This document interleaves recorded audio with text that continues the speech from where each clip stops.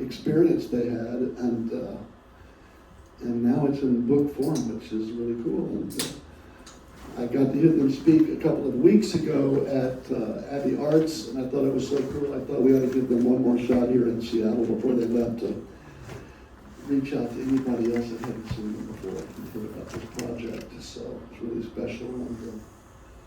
And above and beyond that, the work these guys do out of their paradise in Hawaii, where they host special, I don't know, what do you call it, retreats of sorts.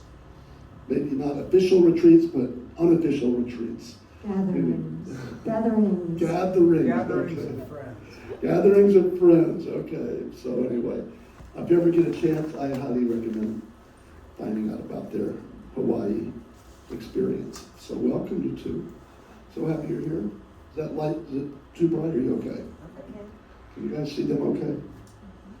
Okay, I'm going to turn it over to Joe and Michelle.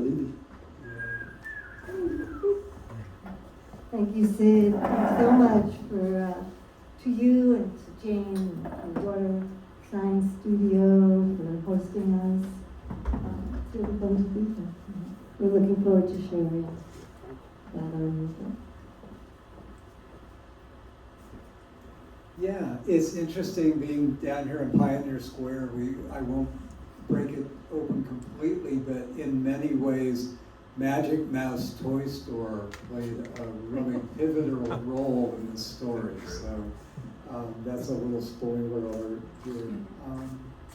The story that we'll share tonight is one of a program that we did with 25 of the world's most elite special forces troops who hung out with us and our team full-time for 6 months, essentially learning to recognize and befriend their inner enemies and stop the war inside.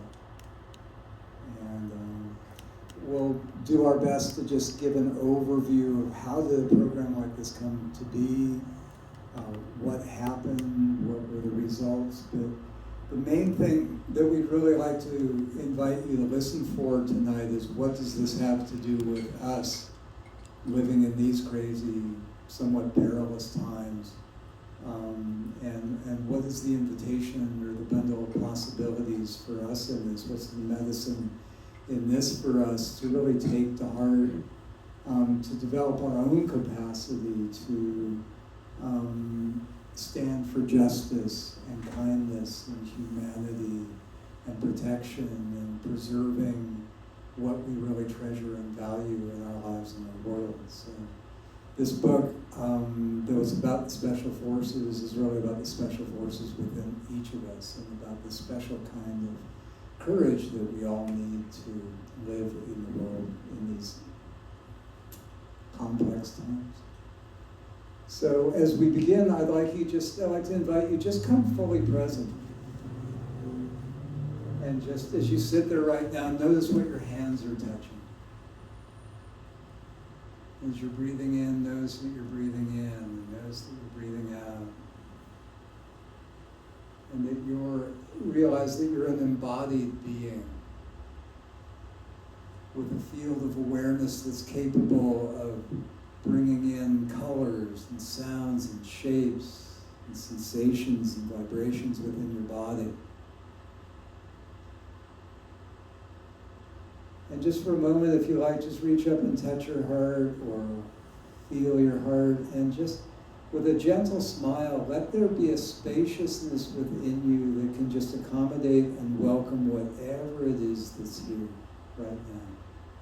Whatever thoughts, whatever feelings, whatever sensations, whatever feelings or emotions, let there just be a great spaciousness of being that makes space for them all.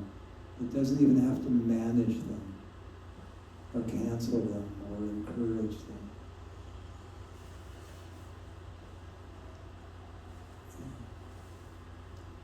And appreciate that at some level it takes courage just to show up. It takes courage to be present for the thoughts, for the sensations, for the feelings, for the joys, for the sorrows, for the rage, for the grief, for the unknowing that is a part of our human experience. It takes a lot of courage just to sit in the fire and not run away, not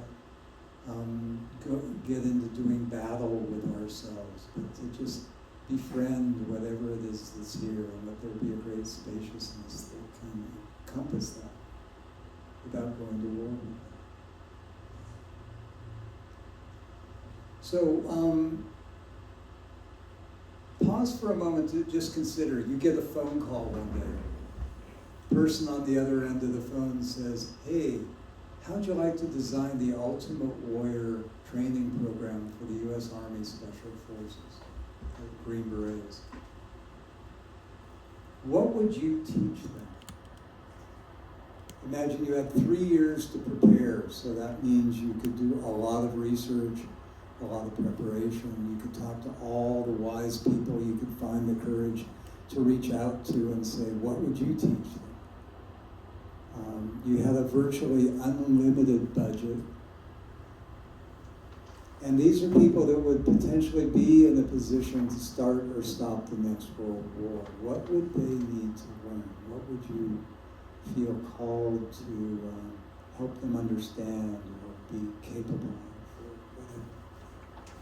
Just be mindful what images, what the feelings, what inspirations come to mind.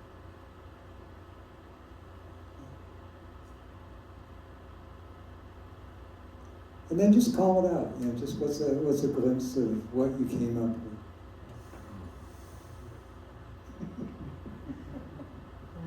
Yeah, we'd love to hear something. What do you feel is important or would be important?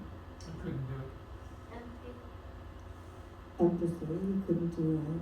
If you were going to accept it, what do you feel would be really important to teach? Self-love. Compassion. Compassion, Self-love, compassion, empathy. Okay, we're doing really well. So I thought, going back to Bob Dylan's Masters of War, Yeah. which I think that those things written that people should, not only have to dose with some type of, special lovely medicine, but they should also have to learn lyric or poetic verse, something like that, to be able to understand, at least to be able to understand that, Yeah. to be able to go ahead or to be. Yeah, thank you. That's spoken like a true artist, James. And that's fantastic, because that I'm a actually, true warrior. yeah, Yeah. yeah, that really, that's a new idea. And I think if we ever had a shot at doing a different piece of it, we've already started the playlist, but we'll have There's a Dylan. few for sure. Yeah, we'll add Dylan to that. Thank you. Leo, did you have something? Yeah, some American history. Yeah.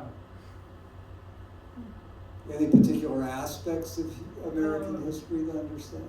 I think just the history that we've learned in the culture, in the education system doesn't really map onto what has actually happened. So I think there's probably a lot of people in the military that have a skewed view of the empire. Yeah, so to give these guys a more realistic and coherent view of what the U.S. and military involvement in the world has really been about. Mhm. Yeah. Wow. Anything else, Dan? Yeah. Well, adding on to that, just as a small part of it, would be also including the economic, what's the economic force that drives the U.S. to always be at war for 200 years, and who profits from it, and who gets used as fodder for here and then here we're fighting. The bigger economic picture that doesn't get told technically. Thank you. Yeah, giving a sense of the economics and who or what are we really fighting for, or whose interests are we protecting. And how in capitalism, from what I've heard, you need to have military expenditures all the time to keep the economy going. And that if you didn't have investments in using that military stuff, No. That kind of thing. I bet we could find an alternative to that.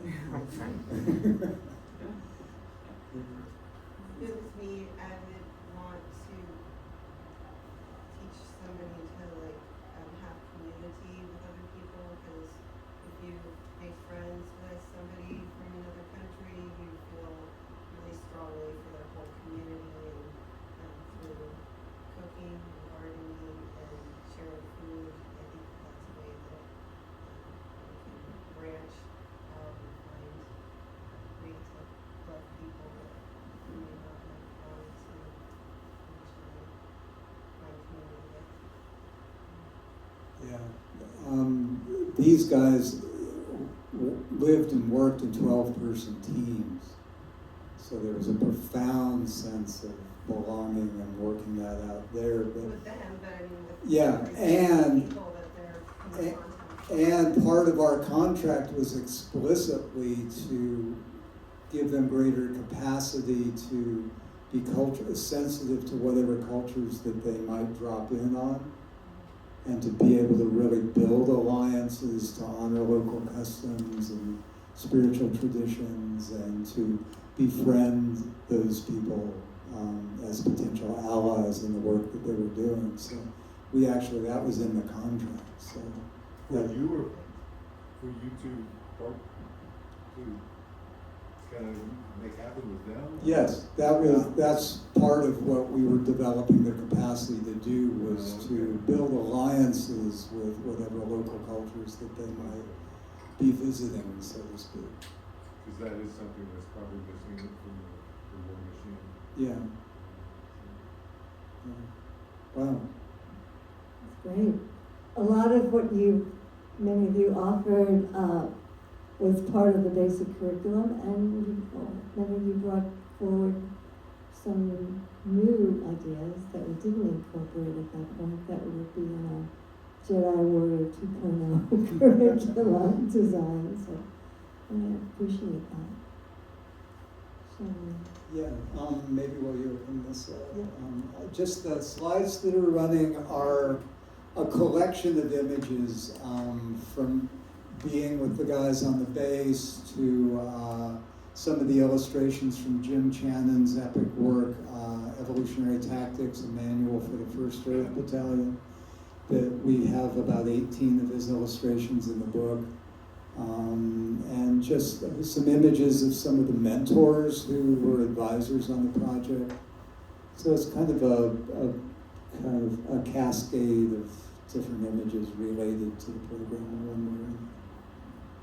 we thought we'd start out early on just giving a little taste for a little reading from the book, from the introduction on the warrior spirit. And the introduction is actually called A Special Kind of Courage. So we really feel that that's at the heart of the book, even though the title is about the program. Awakening Warrior, which actually has many levels of meaning.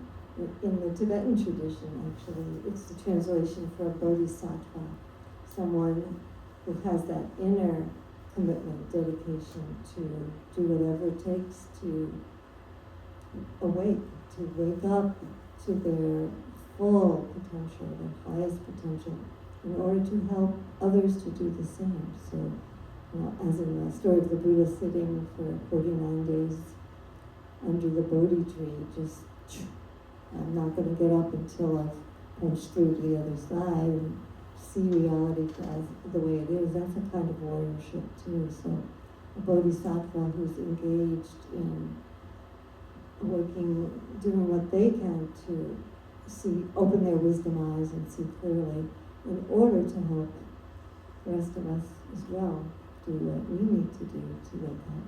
So we liked that the publisher picked that title. We had asked for a special kind of courage, but we wove that in very much into this. So just to give a little flavor, this is a little taste of our deep bow to the warrior spirit within us all. And we'll go back and forth with this. Okay. The archetypal warrior spirit runs deep in our bones. as a vital element of our ancestral evolutionary journey. Without this vital spark of confident, courageous, and empowering presence, we would accomplish little that is worthwhile in our lives or world. Though only some of us are called to assume the role of soldiers fighting in battles with lethal weapons, the warrior spirit awakens in each of our lives, regardless of age, gender, title, worldview, political inclination, or station in life. Each time we step up to meet a challenge, take a stand for something we care about, or step into the role of leadership. The role of warriors in our modern world is broader than most people think.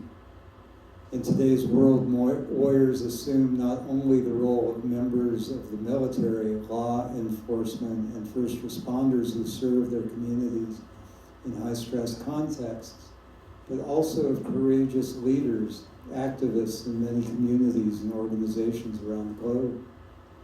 These leaders embody the courage, dedication, discipline, and willingness to step up and risk their own safety and well-being for the care of others and to protect the greater good.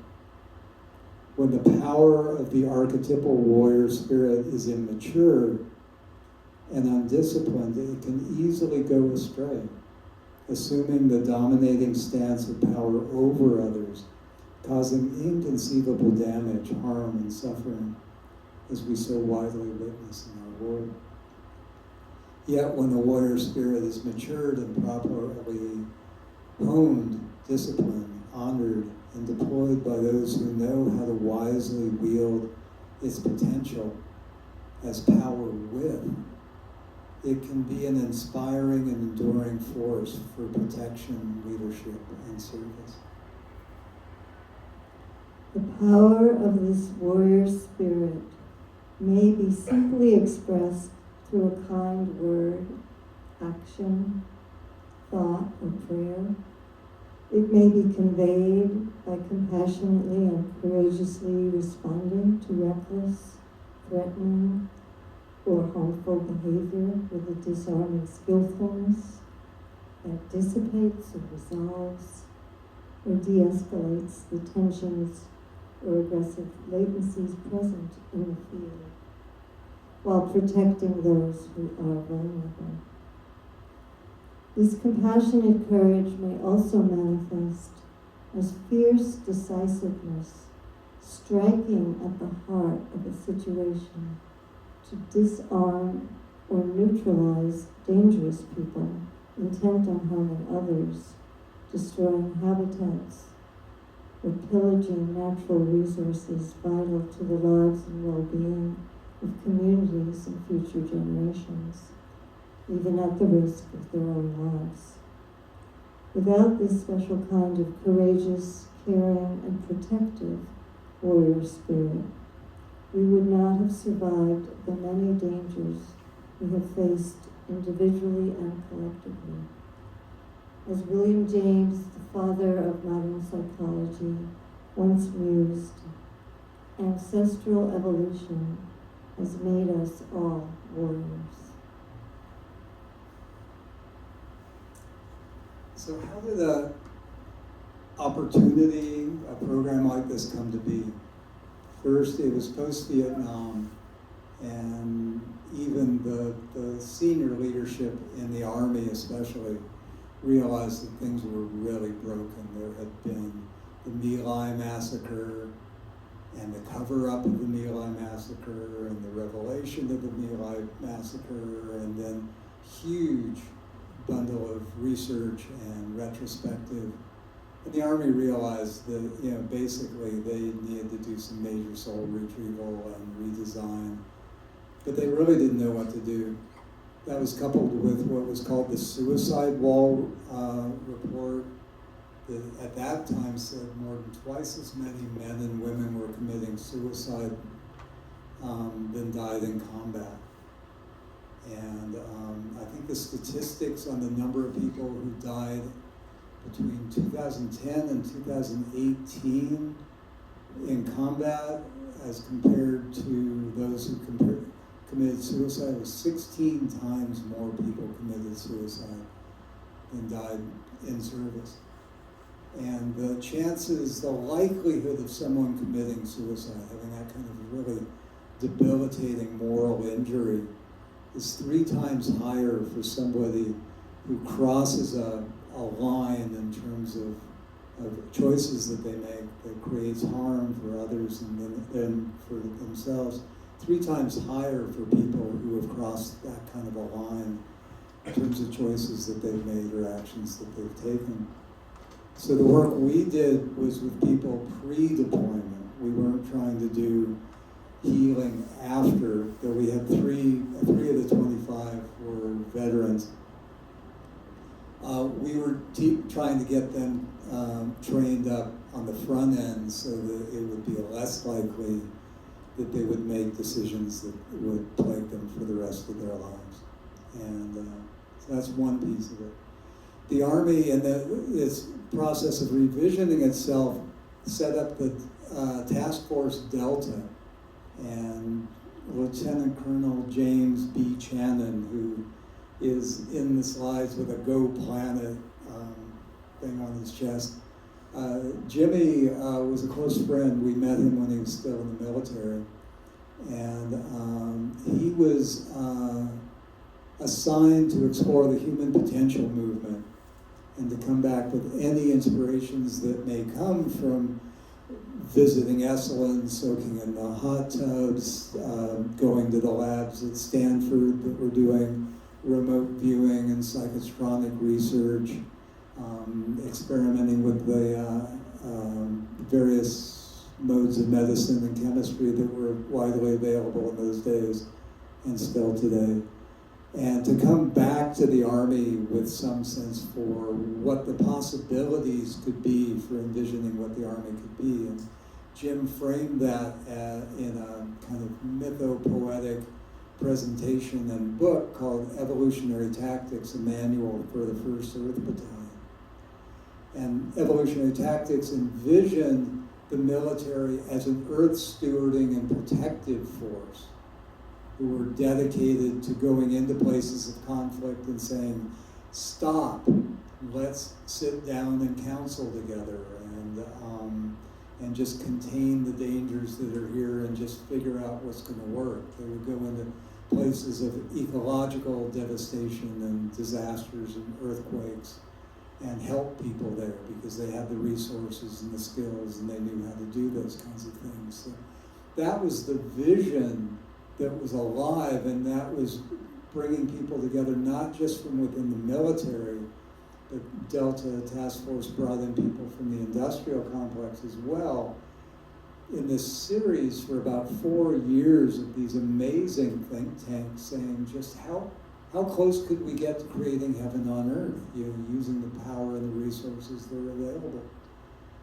And so it was the mythos of that that gave rise to graduate student mine at a program here at Antioch University, Studies in Consciousness program.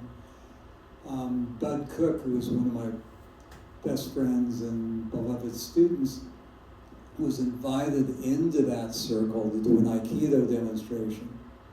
And after Bud came back from that, after the demonstration, he was approached by some senior military leaders who said, we need to change our training program and paradigm, and we really don't know what to do to kind of humanize what we're doing and keep up with the Russians who are deep into peak performance and really advanced sciences of high-level human performance. We need something that can match that and surpass that, but we don't know what that is, and maybe you could help us with that. But I said, well, I know some people in Seattle. Let me go talk with them, and we'll get back to you. So some months later, some days later, Doug came back, and he called. I was working up at Group Health before it turned into Kaiser, running the pain clinic there and the stress clinic, And I got a call one day, I picked it up, and it's like, hey Wiz, how would you like to design the Ultimate Warrior training program for the Special Forces? There was a long silence, and he said, no, this is for real. And he told me the story about where that was coming from. I said, let me talk to Michelle. And so I came home that evening and kind of shuffled around and said, guess what? Got a call from Bud today, and what do you think? Okay. So interestingly enough, Trident Submarine was coming into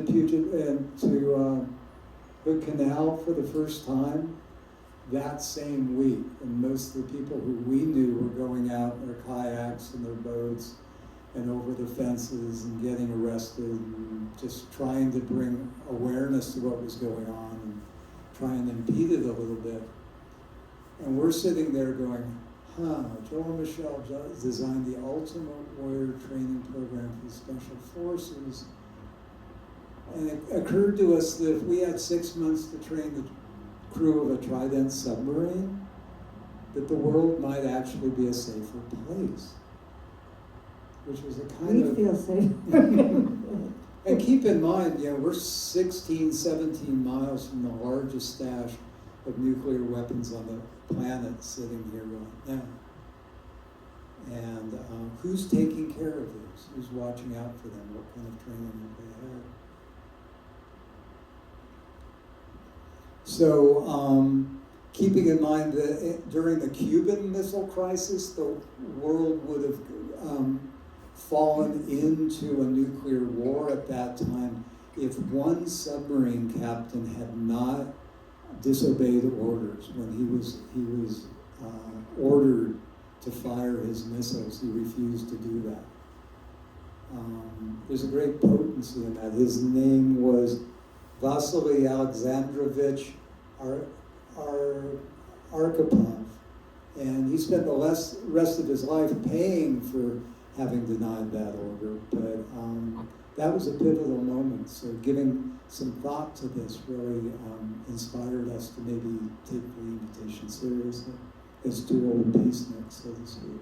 We weren't that old. So as I think, Bill, you said I wouldn't do it when we first asked, to consider that No, I possibility. said I couldn't. Oh, you couldn't do it. You couldn't do it. Right. And so we, listened deep in our hearts and asked, can we do it? Would we do it?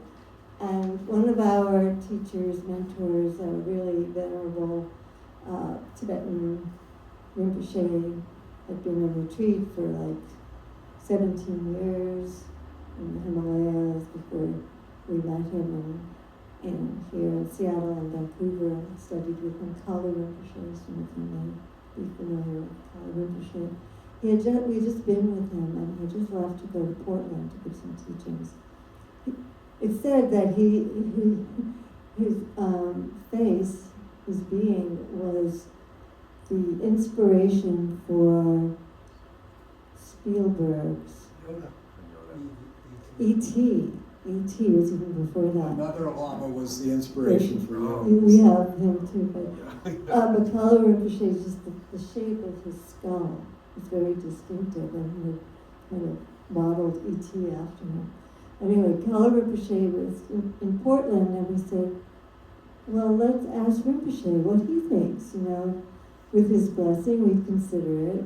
If he says, no, bad karma, don't touch it, we won't accept it. So we called, we had the phone number of his translator, Chicky, who is also a friend, and we thought, let's see if we can get some feedback from Rinpoche on it. And we called him, Chicky answered, and we described the invitation to him, and he said, just a second, let me go ask Rinpoche, who's right nearby. So we waited, half hoping that he'd come back, and Rinpoche would say, no, I don't think we should do it. But Chicky came back all excited, and he said, Rinpoche thinks it's a really great idea. We looked at each other.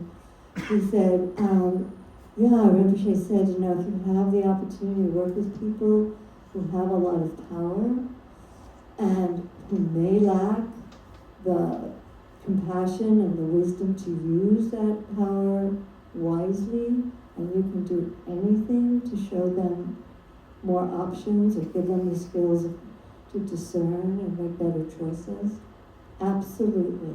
You should definitely accept this and do the best you can, and we'll rely upon you for the success of this project. And Joe and I went, okay, that was our test. So Color Rinpoche was a major kind of helped turn the tide, accepting to go forward, and we sat down with Bud and we came up with we just designed the optimal plan we could think of. If we were going to do the most holistic program, work with their families, work with their diet, work with, whole body, whole brain training, work with death and dying, work with just everything that we thought could be helpful. And we sat down one afternoon and we hatched it out and we sent it off. We spent the afternoon working it up, and it really came together in a beautiful way. And so we had an office at that point with our consulting company in the back of the Magic Mouse toy store. It's about a block over there, kind of kitty corner through the block here. And you had to walk through the toy store to get to our office. You walked through the toy store with all the yapping little dogs and up 2 or 3 steps into our office. So we wrote it up. We had a retired elder woman who we called Mom, who was our secretary. She typed it up. The FedEx guy comes in through Magic Mouse, picks up the envelope, and off it goes. And then 3 weeks later, we get back a note from the logisticians at Pentagon and West Point saying this is the most exquisite orchestration of human technology we've ever seen. It's pretty cool. And then it took 3 years going through the red tape of contracting until we could actually begin the program. But the good news with that was we had 3 years to pick up the phone and go knock on people's doors and say, Leo, what would you do with all your social awareness and consciousness and perspective? What would be important to teach these guys who might be in a position to start or stop a war someday? So it was an incredible opportunity for us to reach out to the mentors we had and to just be bold and reach out and say, would you talk to us about this? And nobody said no. And not one of the teachers that we reached out to in any way disparaged the opportunity. Everybody said, absolutely. This is such important work. This opportunity is being given to you is really a huge responsibility, or let's make this as best it possibly can. So the design included working with the families and the kids of the guys that we were working with. Really intensive work with peak performance in terms of nutrition and fitness. The fitness and nutrition paradigms that they were working with were out of gladiator days. And it was just shocking to see how little they were really paying attention to really good, sensible, wise training. We worked with neurofeedback and biofeedback training to help them really learn deep levels of awareness and self-regulation and self-mastery. We worked with aikido as a martial art and an indigenous discipline to tune into the subtle energies within us and between us and in the world around us. And then they got to test what they were learning going home to their families in the evening when we weren't out, running field simulations, mission simulations, and then to test what they were learning on the aikido mat, and then in the mission simulations that we did. So it was a really robust, integrative paradigm. One other mentor of ours who happened to be in the States at that time that we were able to interview and ask about this program was Jean Rinpoche. I think we have a picture of him flash through. Very venerable also. He was the largest, he was the abbot of the largest monastic university in Tibet, Ganden University, that was flattened when the Chinese invaded Tibet, and he escaped, and we had the blessing of spending a lot of close time with him, and so we went to ask him about the program, and we specifically asked him the same question again: what would you teach them? What would be important? And what do you think would be really important for us to teach? And he, through his translator, because he only spoke Tibetan, he said, the translator translated whatever he said as teach them courage. Which all around. Right. We're going to teach the Green Berets courage, What could Rinpoche mean, Clearly it's not just the courage, the outer courage of the kinds of things that they were trained in doing, and jumping out of airplanes and waiting till they were close to the ground to open their chutes just so they wouldn't be detected. I mean, just a lot of things that would take a lot of courage. But we didn't know. It was kind of like a Zen koan for us through the whole program. Teach them courage. What did Rinpoche mean? And then we kept asking different friends who were Tibetan translators, like, wonder what the word was in Tibetan, what could that word have been? And we got different nuances come through from different translators, and one said, oh, well, that word was probably, in Tibetan, was probably ning top. Ning is heart, and top is power, heart power, which could have been translated as courage.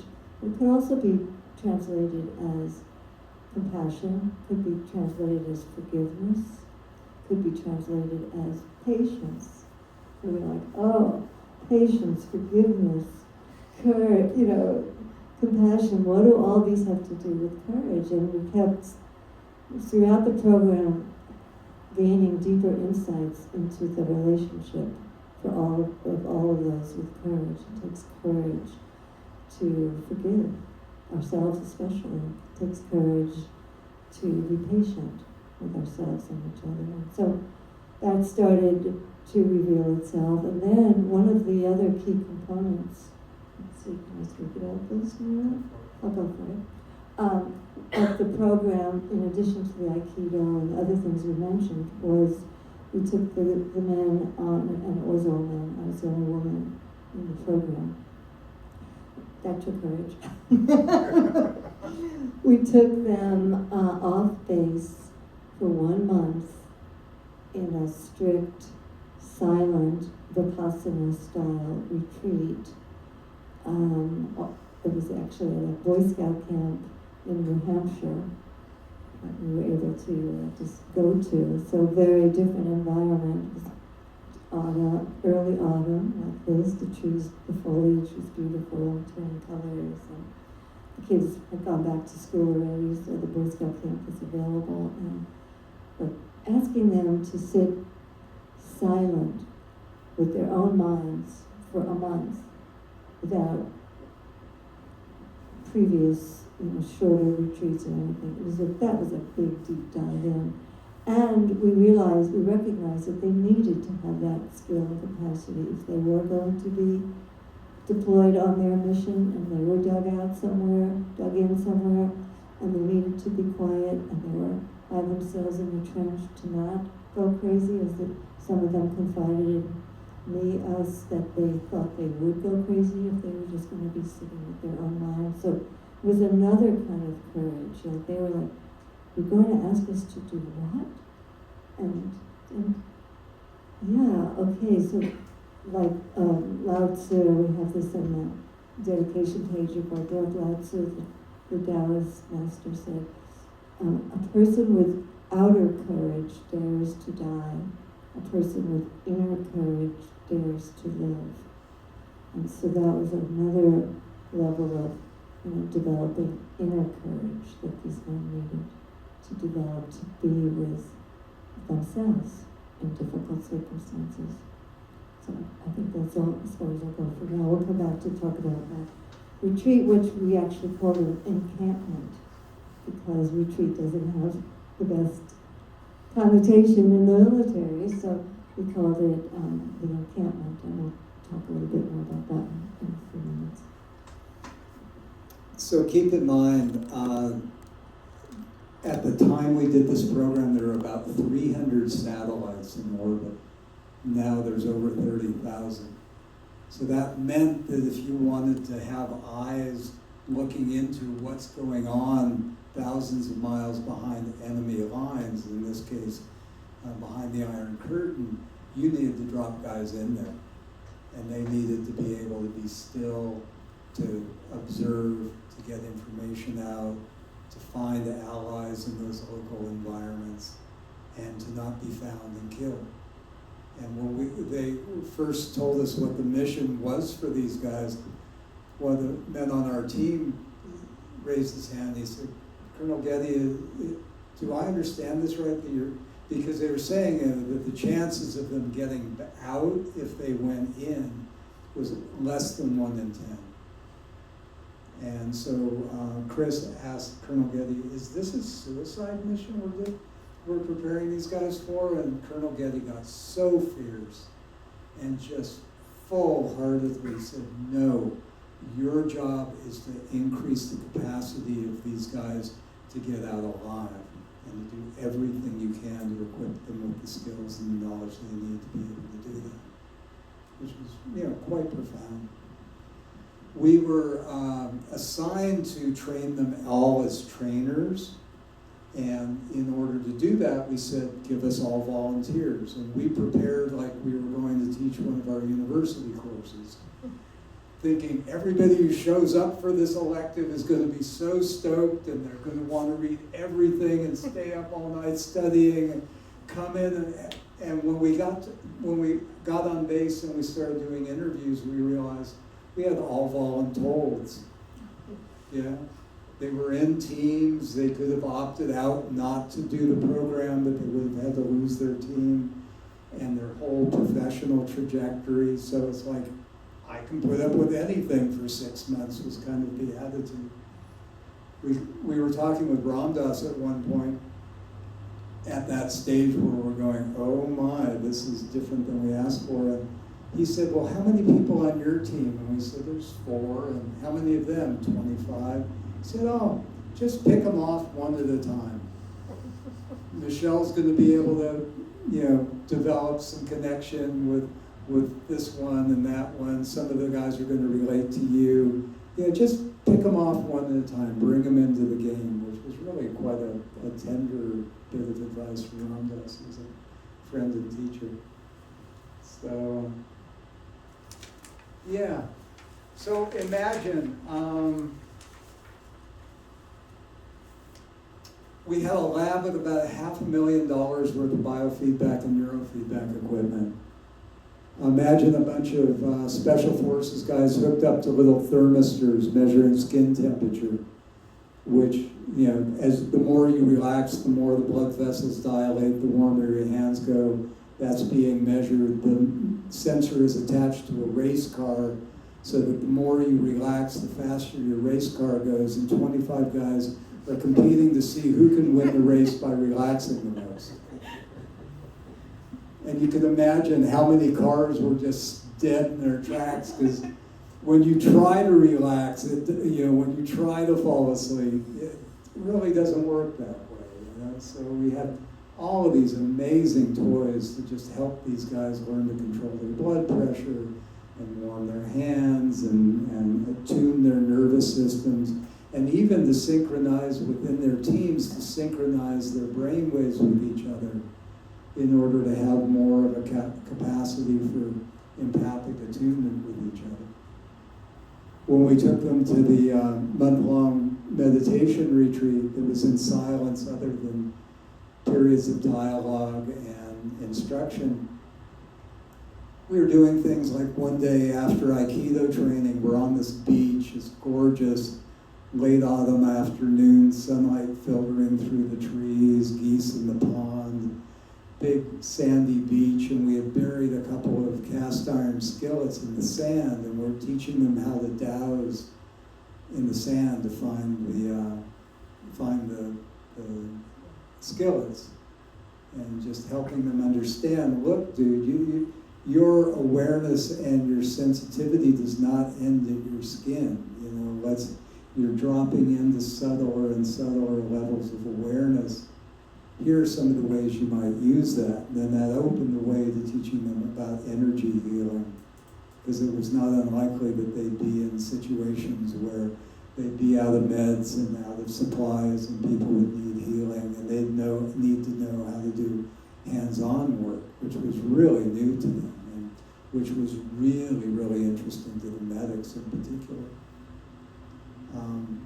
One night I gave a Dharma talk, on how everything and everyone is interwoven in the great fabric of wholeness. And at the end of that talk and the meditations that went with that, I mean, just sitting here right now, can you just catch the thread of the experience that you're breathing with all beings? That the breath weaves all of our lives together with every breathing being on this planet. And every breathing being who's ever lived on this planet, and every breathing being who will ever live on this planet. And going deeper and deeper into that. And at the end of that talk and that meditation, one of the guys raised his hand and said, "But Joel, if what you're saying is really true, how could we ever kill anybody?" So there were moments like that in this journey that led us to say, let's talk about that. So we spent the next hour and a half just in small groups and large groups, trying to discern, what does this mean? What does it mean to take a life? What does it mean to lose a buddy, or to protect those you love and care for and are assigned to protect? The work went really deep. One other word on the encampment. Now, a couple of other advisors that we went to seek insight from or guidance on the design of that encampment were two Burmese teachers, Rina Sirkar, who taught, she was a nun since she was 4 or 5 in Burma, and she then came to the West and taught at California Institute of Integral Studies as kind of the head of the whole religious studies department there. And her teacher, Tom Rurside, I was visiting, and they helped us design kind of protocol and let's first teach them this and then that, and then this would come after that, because they were really excited to support the program. And at the end of our session with them, just looking at what would be the most optimal staging of the different meditations and walking meditations, etc. Rena looked at us and she said, "But by all means, don't call it meditation." And we looked at her and she said, "Call it mental toughness training." She said, "It doesn't matter what you call it, but call it something that isn't going to create a barrier or close a door. Just find the language that will be relevant and meaningful." And I thought that was very inspiring for us, just to hear someone like very traditional teacher like her say, "Don't call it meditation." Find something that resonates. Yeah, find something that resonates. What did you call it? We called it the encampment, and we did refer to the practices we were teaching as mind fitness techniques, and we did use the word meditation. Once we were into it deeper, they actually, about 2.5 weeks into the encampment, they actually sent a little delegation to us saying, the first couple weeks of this retreat, we wasted a lot of time because it was just so uncomfortable and scary. And we sort of farted around a bit. Do you think we could make this retreat couple weeks longer, you know, make up for wasted time, which is very touching, actually. Yeah. Click's on. Sure. So the way we had it staged was we would do practice during the day, and in the evening we'd give a Dharma talk, and then they would have an optional sit-in, whoever wanted to come back and kind of really go for it. And then we just practiced. So this one night we had taught loving kindness and talked about cultivating that quality of love and compassion. And a lot of folks came back to just do the practice after for that extra session. And one fellow sitting right in front of us in the lantern light, it was dark, it was late at night already, and he was a good meditator, he was good form. He was sitting like a little stone Buddha, just really still. And he was wearing this black t-shirt, Rangers, Death from Above, said on it, and skull and crossbones on the t-shirt. And he's doing this metta, little kindness meditation. And both Joel and I are seeing, glistening in the lamplight, tears falling on the skull and crossbones on his t-shirt. And it was just one of those like vivid snapshots. He was really going deep into it. And later that particular practice became a main practice for him, and got him through some very brutal orienteering courses where he was sending that loving kindness to all his buddies, who will maybe say a little bit more about that at the end. Yeah, so just imagine, you know, like the sun is shining in your heart. You can beam the energy of well-wishing and loving kindness and compassion to loved ones or friends or to, you know, imagine just letting the light from your heart flow to your fingers or to your toes, wishing that they be comfortable, that they be free from pain, that they be happy. And in the same way that you'd extend the light of that energy, that light, to your fingers or your toes, you'd send it to your dad, or you'd send it to your kids, or you'd send it to your loved ones, or you'd send it to all dads, or all kids, or all loved ones, all those who are kind, all those who, it would be nice if they were kinder, you know, all humans, all non-humans. You just find the radiance of that goodness in your heart that flows through the larger body of life that you share. You know, just developing access to that, confidence into that. That's the kind of practice. And the complement to that is a real warrior practice of Tonglen, where, you know, we all know practices where we breathe in vitality and strength and love from inspiring sources or from natures, and we radiate and extend our gratitude and love back to those teachers or to those natural formations or energies.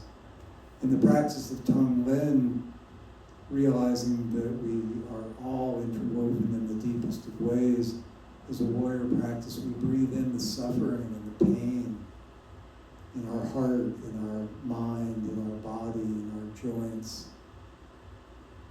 in our hearts. We breathe that into our heart and let those energies of suffering and pain dissolve, and then we radiate the light of compassion back to those joints, back to our aching heart, back to those parts of us that need healing.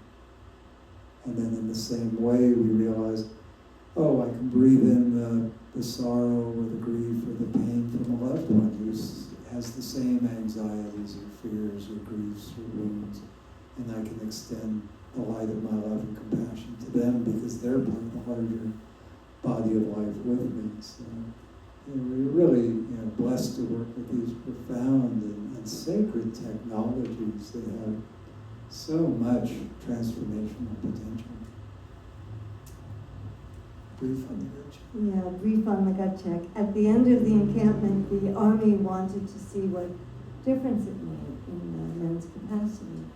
All this meditation training, neurofeedback, aikido, how were they, was it going to enhance their performance, or was it going to weaken them, having sat for a month meditating? So they put them through this really, really arduous, brutal, orienteering task. Test. Ordeal. 3-day ordeal. In the hills of Pennsylvania, where all of the men on both of the teams had to arrive together at the same time for food to be dropped, for them to get food. They couldn't, have this split up, some lagging behind. They all had to really help each other to get there. And with deadlines. It wasn't just they all had to show up, but it had to be at a certain time. With a 100-pound pack. And it was the kind of orienteering course that you think, it's really, really steep and it's hard to get, and you can finally see the summit, and then you get there and you're ready to summit, and you see the next summit right there, waiting for the next hill. They called it Heartbreak Hill, but there were big mountains. And at the end, and our teams were the only 2 teams ever at that point who had successfully completed that program, all the men in the team, without injuries, without fighting and things that kind of split the team up. They made it intact, and the Army was very inspired by that, needless to say. But I asked this one soldier, we called him Chief, the one with the Ranger's Death from Above t-shirt, doing the loving kindness. And I asked him, because he was one of the older men, he was a Vietnam vet as well. And I said, Chief, what kept you going? How did you do that? Like, what inner resources were you tapping into that helped you stay with it? And he said, well, it was that heart thing you taught me. And I was like, okay, which heart thing? And he's like, that one where I'm wishing myself, to have the strength to make it through, and then realizing that, oh, my buddies, everyone behind me is going through this difficult ordeal as well. So I would do that. May you be strong, may you climb safely, may you be supported in every way that you need to. Just sending them loving kindness, wishing them well, and successful, to be successful. And he said, that gave me energy. That practice not only helped me personally to do it, but I felt like I was more than just myself going up this hill. So that was very meaningful feedback for us. So that's a little glimpse of how we spent 6 months with these guys. It was exhausting and immersive and mind-blowing and heart-opening and very difficult and very worthwhile. At the end of the program, one team was selected as the most outstanding team in the NATO games that year. The colonel who oversaw the program carried a lot of this wisdom to the Army War College, and then he was head of special forces and secret operations in Eastern Europe for a number of years, during which the Berlin Wall came down. And some of our guys, there's actually some pictures in the slideshow there of them, with mustaches and cool clothes, Long hair. operating undercover in Berlin during those days. It was a kind of crazy story. So these guys went out and rocked the world in various kinds of ways. I think the spirit of it's really captured in a conversation we had with Colonel Getty when he retired. That's where he was going. When Ken was about to retire, I asked him, Colonel Getty, all the years of service that you've given, what do you feel most proud about, what are you happiest about having accomplished during all those years? And he said, thought for a moment, he said, Michelle, what brings me the greatest satisfaction is the number of covert humanitarian operations that we were able to pull off that benefited and helped thousands of people that nobody knows anything about. It's like, yeah, it was really special. And that was the kind of person he was. He really was kind of a stealth bodhisattva in his own way. So the implications of this work for the times that we're living in now is just imagine the value of this kind of work for activists who are out there trying to protect natural environments or to stop development projects that put our world in peril, or to get in the way of ice, or whatever it may be, versus going out there and being dysregulated and not having a lot of skills for just how to be in the fire and do what needs to be done in the best and wisest and kindest of ways. I think, for groups of activists, there's tremendous value in this. Clearly, there's great value if the Israeli army had been trained in these kinds of skills. The outcomes of what we've been reading and seeing on the news would have been very different. So for blue light services and emergency services and military, yes, more of this could be useful. But in our hearts and minds, the main population to invest in providing this kind of capacity development, skills training are young people in high schools and junior high schools. We've been working with Annie Wright High School in Tacoma with the high school girls there, and it's been so inspiring to just see how much value they find in this kind of work. So if I could kind of click my heels together and say, let's do it there, it would be Let's really train the next generation Yeah. of leaders with these skills.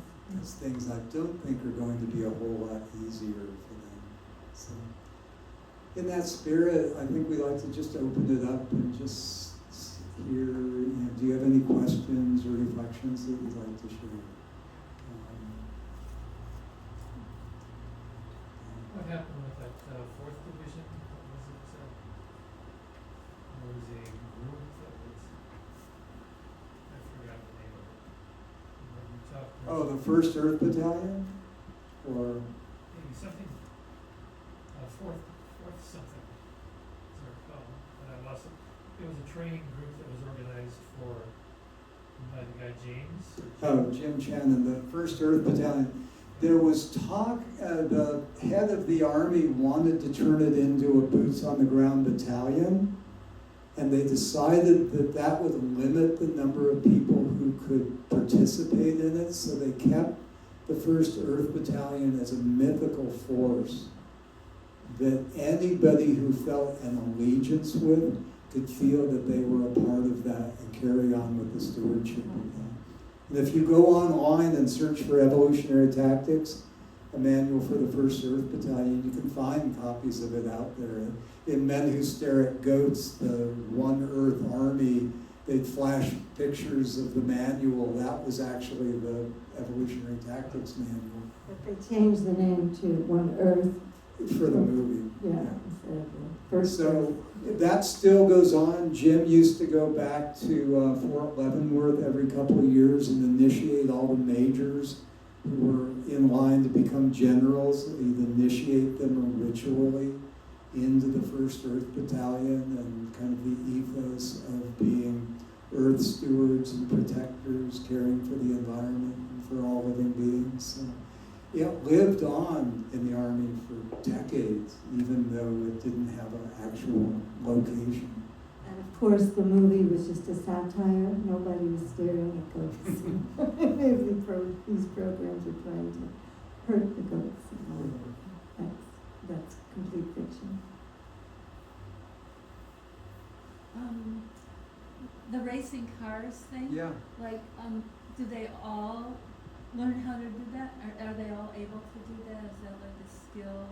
Yeah, we worked with like skeletal muscular control, you know, how to let go of the armor of too much tension and just relax deeply at skeletal muscular level. Then we worked with the thermal training to train the autonomic nervous system and reduce the stress arousal and be able to downregulate like that. And then we went on to neurofeedback training at a subtler level and to energy training at an even subtler level through aikido and healing arts of various sorts. So it kind of started from gross to subtler to subtler to subtler as the program progressed. But everyone was trained in that. Everybody had that training. And to varying degrees, you know, depending on how open they were, or how much resistance they had till they worked it through.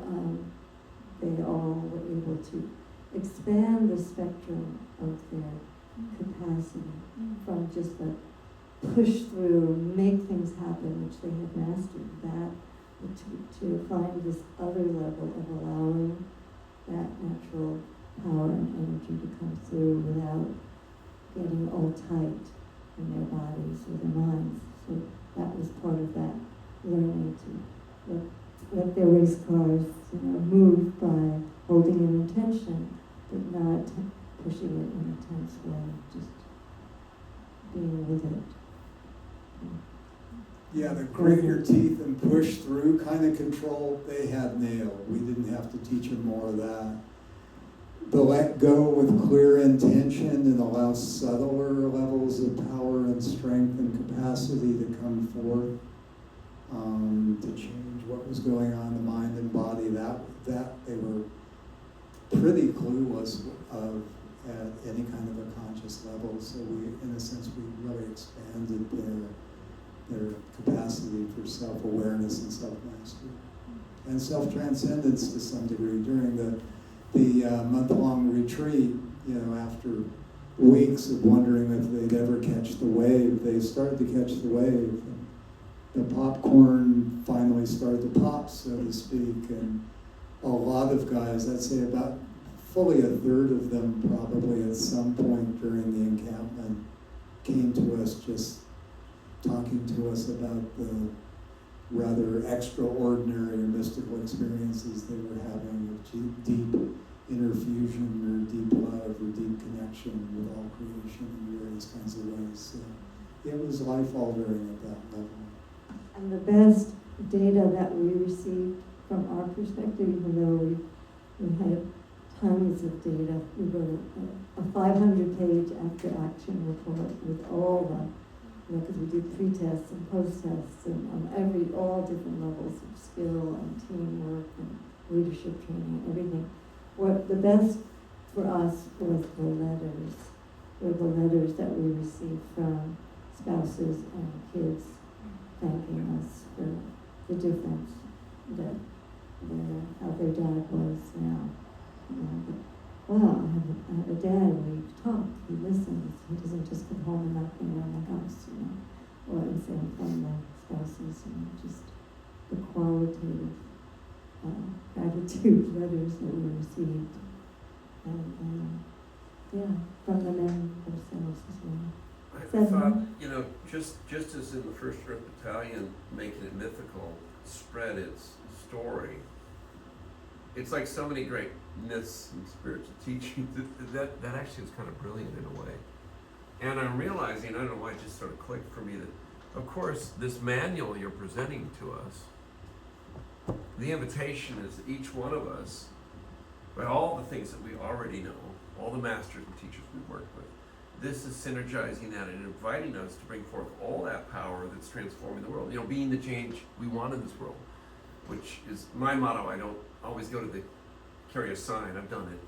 But I'm really working hard to be the change. I keep saying, these other people need to change. And, I'm realizing how it gets me more excited to dive deeper into your book, because it truly, you're saying it's a manual, and we're invited.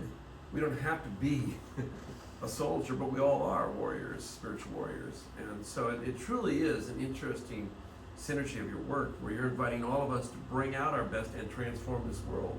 So it's not, you're giving a history here, but this is a very active call. Take the manual, go for it, and we can change this world.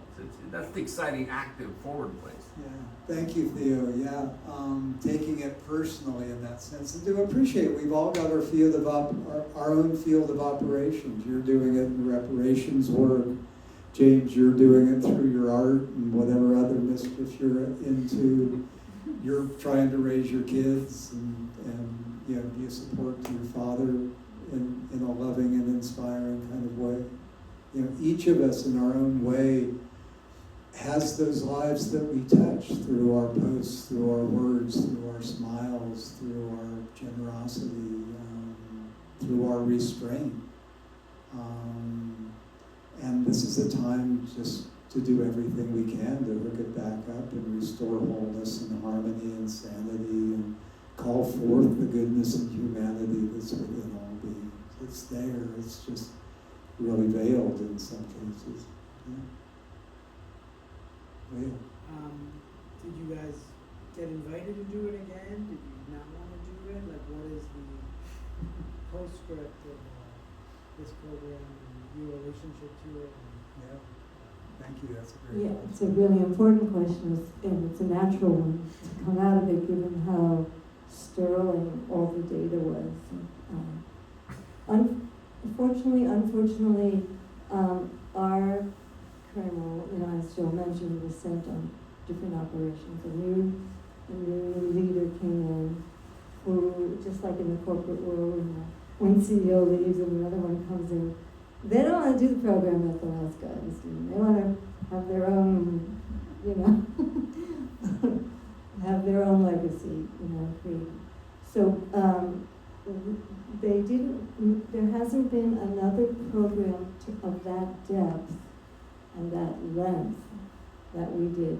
However, it was kind of a bunker buster in the sense of just showing the validity and the value of this kind of training. So there have been more shorter, less intensive 8-week mindfulness courses, but you're not going to become a trainer from an 8-week course, but it will plant some good seeds. So it's kind of went wide and shallow so far. We're hoping that bringing this, and the story was classified for a long time. We couldn't write about it till because it was top secret. So we had to wait till everything was declassified to be able to put it out. But we were wondering what might come from people appreciating how deep that work really went. And after the program, we were invited back to West Point to give a briefing there, and it's mostly majors, if I remember. I remember one major in particular, and some of the students as well. But anyway, as we were telling the story, the jaws were dropping. Like, you did what? For how long? They couldn't believe that the Army had okayed. P.S. The men pulled no other duty while we had them 24/7. They were completely focused on that inner work and the martial arts training that we were offering and the interpersonal practices, but they weren't doing very, very, very, very little mission work, hardly any of that. For 6 months. For 6 whole months. So that was a big stretch to have pulled that off in the Army. And clearly that work, we need to go to that depth to really have some deep change. And in the meantime, there's been some movements, but we haven't been doing those. We're really interested in doing that more depth level work. We'll see what comes from here. Yeah. We'll be advisors as well.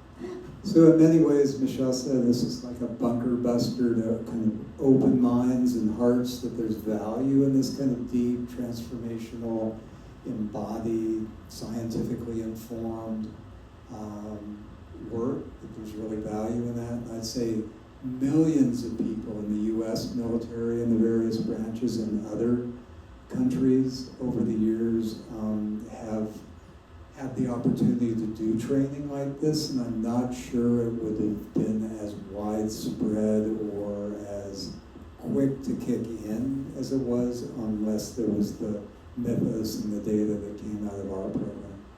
There's actually international conferences that go on now with military leaders and government leaders from 20, 30, 40 countries coming together every year or two to talk about the role of this kind of transformational inner work in the military. So We were invited to speak about it at British Parliament at one point, and it was for folks in the military and blue light emergency services, firemen, police, and people in healthcare, ambulance drivers, etc. And we were, I forget how that happened, the order, but it came, we had all our slides and our data and everything ready to show, and the AV guy didn't show up, but we couldn't show any of the slides in our whole presentation that we prepared. And we didn't know that till we got there, and we were like, oh, how are we going to do this? And because it's a short time, and it turned out we were like the final show, the final act of different people speaking about their work with the military and mindfulness and things like that in these services. And then when the moderator, who was a PM, the Parliament called us up, said, and now we have Obi-Wan, a special treat for you. We have Obi-Wan and Princess Leia who've come to share their Jedi Warrior program. we didn't see that coming. We totally didn't see that coming.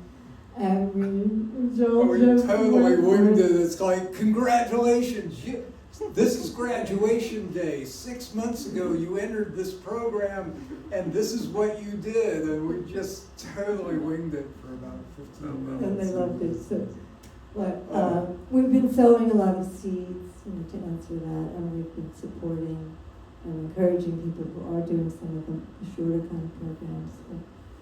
But there's still lots of work to be done. Great question. Yeah. Maybe one more question or comment, and then just we'll wrap up. What did you guys learn? What was your takeaway from Last this? Yay, that's such a great question. I always love it when people ask us that. Thank you. Both answer that. But, for me, really deepened my understanding and appreciation of what these guys were, where they were coming from, what was important to them, how the importance of, I think, having been a very active peace activist before that, and not having military folks in my family, it was kind of like these others who did that.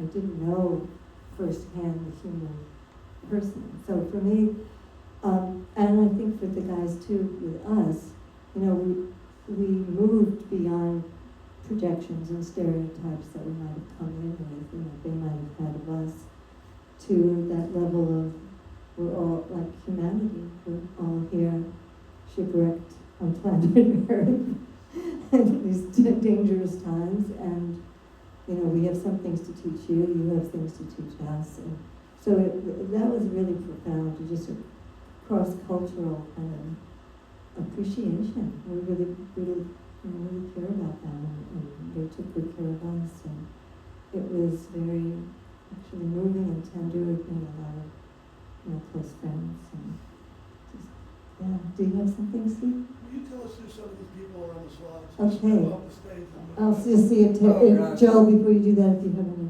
answers. Yeah, what I learned is, just like me. These brothers want to be happy. They want to be free from suffering. They want to come home alive. They want to hug their kids. I remember one sniper we worked with in a different program, corporate program, had just had a little baby, and he came to us just in great trauma, saying, how do I've learned how to cut off my feelings for over a decade working as a sniper. How do I open my heart to embrace my baby girl? It's just, how do I find my heart again? So just appreciating the deep wounding that so many of us carry, and the capacity to heal that, and to regard everyone as just another myself trying to live their life in the best and most meaningful of ways. And I also developed a lot of confidence in being able to step across lines that were really scary to work with people that I had thoughts and judgments and stereotypes about, and just to be vulnerable and to be open and to be for real and say, what can we learn together? So that was really, really valuable. Any other gigs since then, at one level, has been much easier. To kind of go where I've never gone before, with a sense of, I'm just here to serve, and delivering the goods is more important than how I'm perceived in the process. Yeah, that's so true. At one point early in the program, it was at the end of the day working in the lab, the biofeedback and training with the different instruments, and this one fellow just kind of kept hanging around like he didn't leave. Everybody had left and finished with the session. He was kind of like shyly kind of hanging out, and we're like looking for him. And we said, yes, John, can we help? Do you have any questions for us or something? And it was like these guys were not shy, but it was like he was screwing up his courage, and he was very shy to ask us this question. And he said, yeah, I want to know, what do you guys think of us? And it was like the first time that we had that kind of awkward moment, of realizing, wow, he cares about what we think of them, And I think Joel jumped right into that one first, and he said, I said, John, I'm really surprised how much I like you guys. And he laughed and said, yeah, I'm really surprised how much I like you guys too. It was just one of those moments of, here we are, isn't this kind of strange and wonderful? And the guys, after the program, as people would contact us, it's like, hey, I'm in Port Townsend with my family. Can I come over and introduce them to you and just talk story? we couldn't follow them, but if they contacted us. The number of tears that we shed with these guys after the program, 10, 20, 30 years after, as we connected with them and heard about how this work had changed their lives and saved their lives, saved their marriages. It's like, whoa, that was really worth it. So, and Sid. Oh, I want to go back to Sid, but I just said, the week that this book came out, we got an email from someone we didn't know, and it was amazing timing. He didn't know that the book was being released like within a couple of days, or had just been released. And he said he was the child of one of the men that we worked with, and he had grown up seeing that change in his dad, and that inspired him to go into special forces himself, and now he's chaplain for the. I won't say which battalion he's at, but he is a chaplain in the special forces and just wanted to connect with us. And we were like, good intuition, calling. So yeah.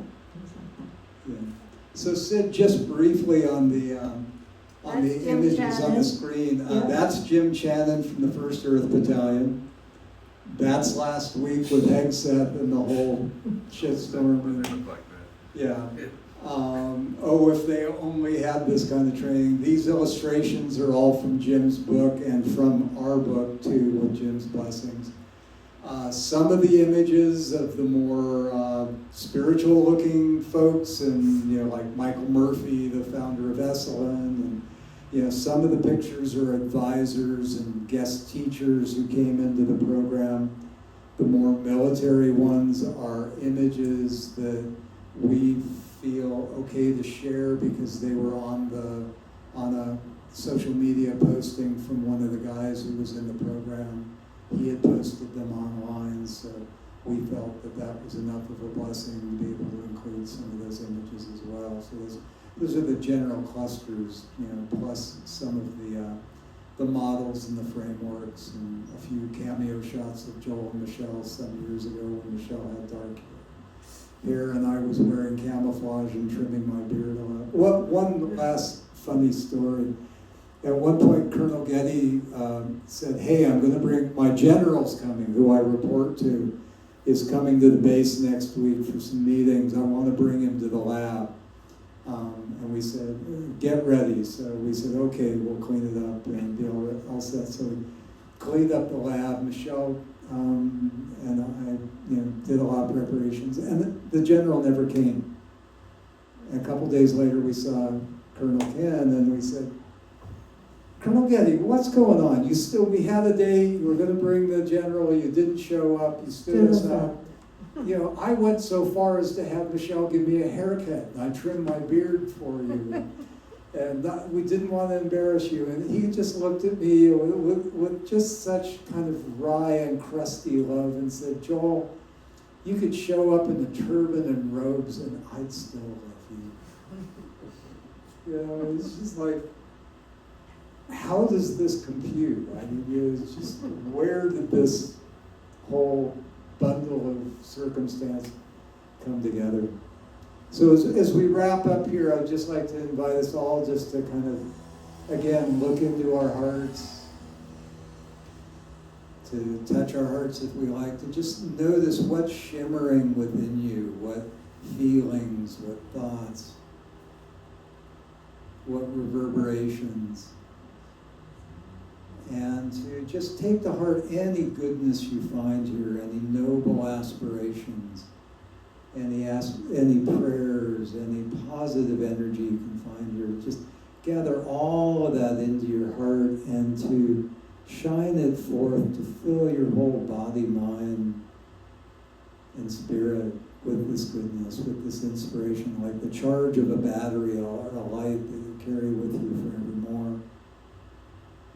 And to then extend this to loved ones and friends and colleagues, to veterans who you know, to others who are struggling to find the courage to live well and wisely and true to spirit in these times. Let this light and this goodness flow to them. And then let this wave of goodness and light and dedication flow from your heart into the hearts of all beings everywhere, especially to the troublemakers, especially to those whose hearts are yet to fully open, whose eyes are yet to fully open, and to just pour this goodness into the continuum of their awakening being as a blessing that they might receive this however they most need at this time, to awaken to their wholeness, and awaken to their true nature, and awaken to their humanity and their highest potentials.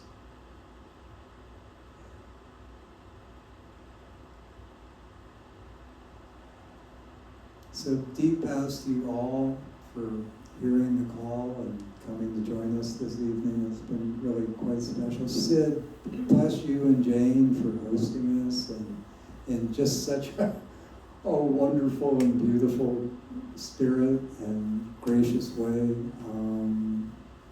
And we'll stick around and sign books or answer questions if there is anything else from here. Thank you all for your deep, loving attention and intention of being here.